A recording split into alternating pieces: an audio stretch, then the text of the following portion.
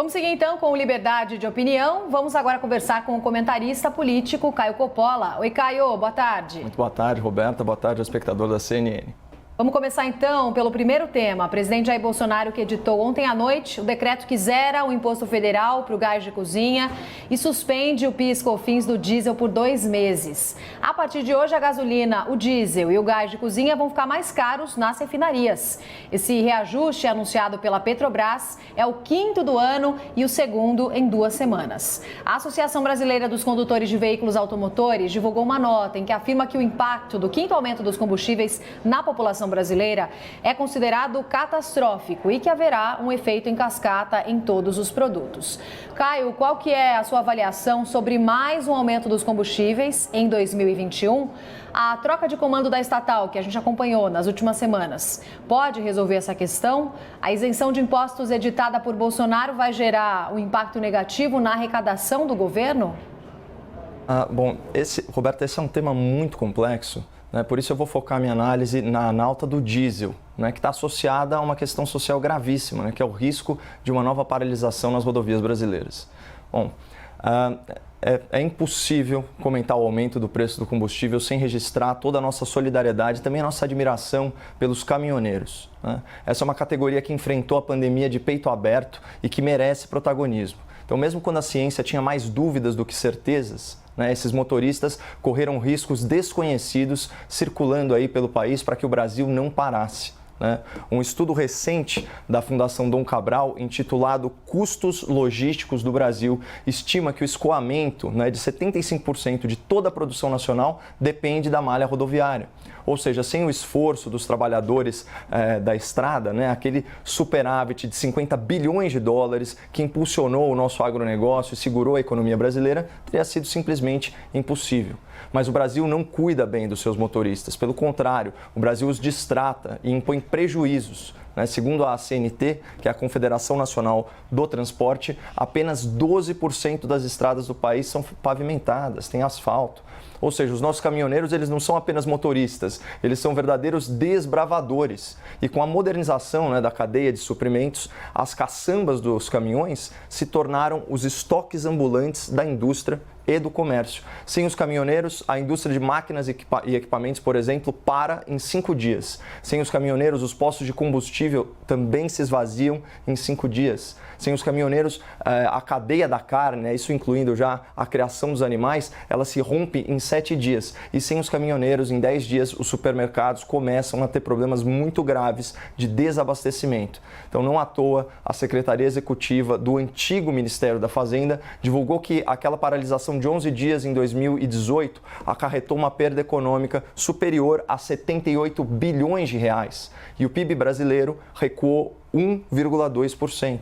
Então, guardem esse número, 7 bilhões 181 milhões de reais. Esse foi o custo diário da paralisação nacional dos caminhoneiros em 2018. E eis que surge o senhor Castelo Branco, presidente da Petrobras, falamos da troca aí, e declara que a insatisfação dos caminhoneiros, com esses sucessivos aumentos no diesel, é, aspas, um problema que não é da Petrobras. Isso não denota apenas falta de empatia, é também um desaforo a 2 milhões de caminhoneiros e 10 mil caminhoneiras também, fiquei sabendo. Mas enfim, eles são grandes consumidores de combustível e clientes da Petrobras. Então você imagina o presidente, da Eletrobras falando que o aumento da tarifa de energia não é problema dele, ou o presidente da Sabesp, alegando que não tem nada a ver com a falta de água nos reservatórios.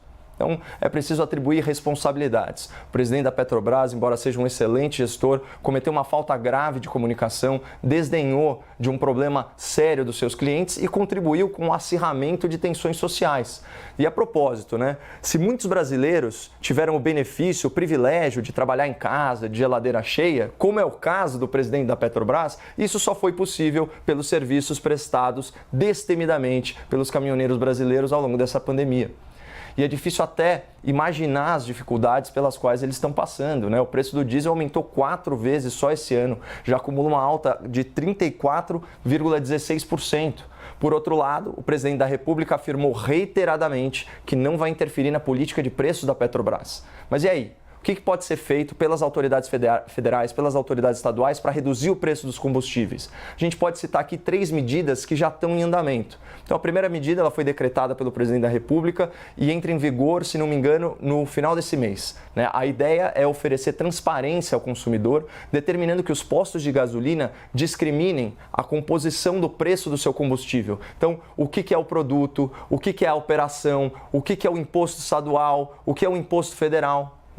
Então, informação sempre dá poder ao consumidor e dificulta que ele seja explorado. E essa medida, então, além de estimular a competição entre os postos de gasolina, permitirá ao motorista identificar estados que eventualmente estejam se excedendo na tributação. Já a segunda medida, vigora a partir de hoje, também por decreto do presidente da República, que é zerar os impostos federais sobre o diesel, isso até a data de 30 de abril. Hoje, na formação do preço, o PIS, COFINS corresponde aí a 33 centavos por litro. Tirando esses tributos, o governo federal vai compensar cerca de 50% do aumento do diesel esse ano. Contudo, o impacto fiscal vai ser de 3 bilhões e 300 milhões de reais. Não é pouca coisa. E obriga o governo a fazer uma substituição tributária, onerando o setor bancário e financeiro. De qualquer forma, isenção nunca é solução, é uma medida emergencial e temporária. Uma demonstração de boa-fé, na verdade, aos caminhoneiros que serve para ganhar algum tempo enquanto o governo articula no Congresso uma solução de longo prazo.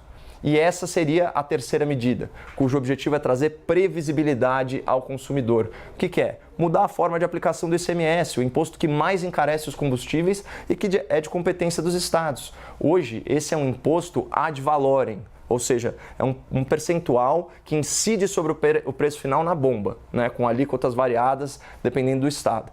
A ideia é que a cobrança do ICMS seja unificada, seja simplificada e se torne ad rem. Então, um valor fixo por litro, como é o caso do PIS/COFINS. Eu sou a favor dessa proposta, porque não faz sentido nenhum governos estaduais lucrarem com a oscilação dos preços internacionais do petróleo. Impostos não servem para enriquecer o Estado, eles servem para custeá-lo. E isso dentro de uma previsão orçamentária anual feita com antecedência. Então, vocês acham justo um estado rico como São Paulo aumentar o ICMS do combustível no auge da pandemia só para engordar o caixa às custas dos motoristas e dos caminhoneiros? Não tem o menor cabimento. Mas para fechar, eu faço questão de agradecer a paciência, a resiliência dos caminhoneiros aí em face desses sucessivos aumentos nos preços dos combustíveis. A não adesão a uma greve nacional foi uma demonstração inequívoca de fraternidade e de patriotismo, especialmente num momento tão delicado. E no intuito de valorizar ainda mais essa atitude responsável, essa atitude generosa dos caminhoneiros, eu lembro o espectador que sindicatos de outras categorias de atividades essenciais se recusaram a trabalhar, mesmo sendo servidores públicos que têm estabilidade no emprego, que não perderam renda e que recebem em dia, inclusive durante toda a pandemia. É o caso lamentável dos médicos peritos do INSS, responsáveis aí por filas quilométricas de pacientes incapacitados nos postos de atendimento, e também é o caso vergonhoso de sindicatos dos professores que aprofundaram ainda mais a defasagem de aprendizado dos alunos de escolas públicas. Então, como cidadão brasileiro, eu agradeço os caminhoneiros por não terem seguido esse caminho, e a julgar aí pelas medidas que estão sendo adotadas pelo governo federal, eu imagino que a espera da categoria e o seu sacrifício não terão sido em vão. Caio, o próximo tema então, o Conselho Nacional dos Secretários de Saúde divulgou uma carta aberta ao Ministério da Saúde em que pede medidas mais duras para conter o agravamento da pandemia de Covid-19 aqui no país.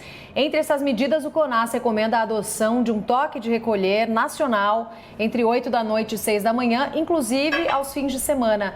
Também o fechamento de praias e bares e a suspensão das aulas presenciais. Caio, qual que é essa avaliação sobre essa recomendação do CONAS? A sugestão dos secretários evidencia uma falta completa de articulação e gestão do Ministério da Saúde? A pressão dos estados prejudica a atuação da pasta? Bom, nesse caso, Roberta, a gente consegue desconstruir o argumento principal dessa carta capciosa e oportunista dos secretários estaduais de saúde em um minutinho. É fácil. por decisão do Supremo Tribunal Federal, em abril de 2020, estados e municípios têm assegurado a sua autonomia para determinar medidas de isolamento social e restrição à circulação de pessoas. Portanto, se os estados desejarem adotar medidas uniformes de alcance nacional, basta que se organizem entre si de forma consensual, de forma unânime. Governadores e seus secretários não precisam terceirizar a responsabilidade por essas decisões para o Congresso Nacional. A carta fala, inclusive, num pacto nacional pela vida mediante autorização e determinação legislativa do Congresso. Em outras palavras, querem que o parlamento aprove leis para questões sobre as quais estados e municípios já têm competência e já têm autonomia para decidir por decisão judicial pacificada. Então isso esvazia a maior parte do documento e tira um pouco o sentido dessa iniciativa. Mas aí a gente observa outras seções do texto e entende os reais objetivos do tal Conselho Nacional de Secretários de Saúde, né? A mando, com certeza, dos seus respectivos governadores. Então vejamos alguns pedidos da carta. Olha só, o reconhecimento legal do estado de emergência sanitária e a viabilização de recursos extraordinários, ou também a aprovação de um plano nacional de recuperação econômica. Isso é linguagem cifrada, pessoal. Não é tão fácil perceber as segundas intenções desse texto. Mas, se vocês me permitem aí uma tradução livre do politiquês para o português, quando você ouve estado de emergência, recursos extraordinários e plano de recuperação, nesse contexto que a gente está falando, quer dizer algo mais ou menos assim. Vamos lá. Prezados parceiros do Congresso, que nós ajudamos a eleger em nossos currais eleitorais, nós, governadores e prefeitos e secretários, queremos tomar mais dinheiro do governo federal sem qualquer contrapartida e, preferencialmente, sem vinculação a ações concretas de enfrentamento à pandemia. Verbas livres, por favor. Além disso, seria muito interessante manter aí o regime especial de contratações que nos permite adquirir produtos e serviços sem o processo licitatório regular. E dessa maneira, assim como em 2020, nós vamos usar o dinheiro do contribuinte federal para inundar os nossos caixas sem precisar cortar gastos. Com esse dinheiro da pandemia, vamos pagar despesas correntes, vamos quitar nossas folhas de pagamento, vamos zerar nossos antigos débitos de aposentadoria e pensões sem precisar reformar nosso sistema previdenciário. Então, no final do ano, a gente ainda vai ter bilhões de reais da União intactos nos nossos cofres e nem precisaremos pagar a dívida pública por mais um ano. E se mais para frente der ruim e aparecerem cepas mais agressivas do coronavírus, ou se houver uma terceira onda da Covid-19, ou se os nossos sistemas de saúde não estiverem preparados para atender com dignidade a população, não tem problema. A gente põe a culpa no governo federal negacionista, nas Forças Armadas, nos evangélicos que vão aos cultos, no trabalhador que frequenta a praia no fim de semana e nas famílias que se encontraram no Natal. E relaxa, o STF está com a gente e a imprensa também. Inclusive, pode apostar que eles vão repercutir essa carta de um jeito bem bacana. Então, eu não sei, eu peço desculpas aí pelo meu politiquês, ele está meio enferrujado, mas eu acho que é mais ou menos por aí a real intenção desse documento. Vamos para o terceiro tema, então, Caio. Um grupo de senadores está aumentando a pressão para que o presidente da Casa, Rodrigo Pacheco, instale a CPI da Covid. Os parlamentares querem levar o tema ao plenário ainda hoje, na próxima sessão deliberativa. Para o senador Tássio Gereissati, do PSDB, a instalação da comissão é inadiável. O senador Alessandro Vieira, do Cidadania, disse à CNN que a cobrança será intensificada. Mas o presidente Rodrigo Pacheco, em entrevista ao jornal O Estado de São Paulo, afirmou que a instalação da CPI neste momento é contraproducente e que o Senado deve se preocupar em dar soluções para o enfrentamento da pandemia. Caio, qual que é o seu olhar sobre essa instalação da CPI da Covid? Esse é o momento certo para instalar a comissão? Como é que o Rodrigo Pacheco vai conseguir lidar com a pressão dos senadores? Bom, eu achei o adjetivo utilizado pelo presidente do Senado muito próprio, contraproducente. O foco deveria ser justamente em soluções propositivas, até porque a maioria dos temas que seriam observados aí por uma eventual comissão parlamentar de inquérito já está aí sob júdice ou mediante denúncias e procedimentos da Procuradoria-Geral da República. Então, eu acho que a CPI seria esvaziada do seu sentido jurídico e teria apenas um sentido político. E é disso que se trata.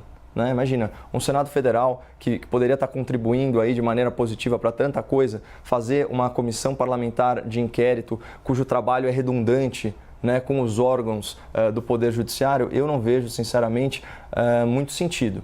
Né? Então, eu acho que, em primeiro lugar, o objeto ele está muito prejudicado.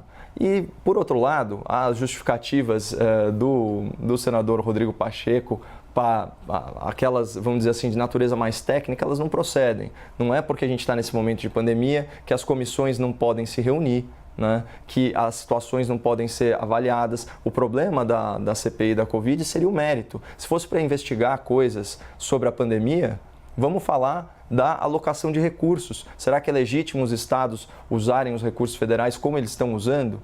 Será que recursos que não foram empenhados no combate à pandemia e que ainda não foram gastos não deveriam retornar aí para os cofres da União ou serem utilizados em medidas de enfrentamento à pandemia, como, por exemplo, ajuda no pagamento do auxílio emergencial? Ou, enfim, financiamento de linhas de crédito, todas essas coisas, né, que compõem aí o rol de medidas para enfrentar essa crise, que é uma crise sanitária, uma crise de saúde e é também uma crise econômica. Né? Então, eu imagino o seguinte, se fosse para ter um trabalho efetivo, de fiscalização, isso não cabe nesse momento ao Senado Federal, que vai fazer muito mais política do que justiça, e isso está escancarado aí nas ações e nas palavras dos senadores que fazem esse tipo de proposta.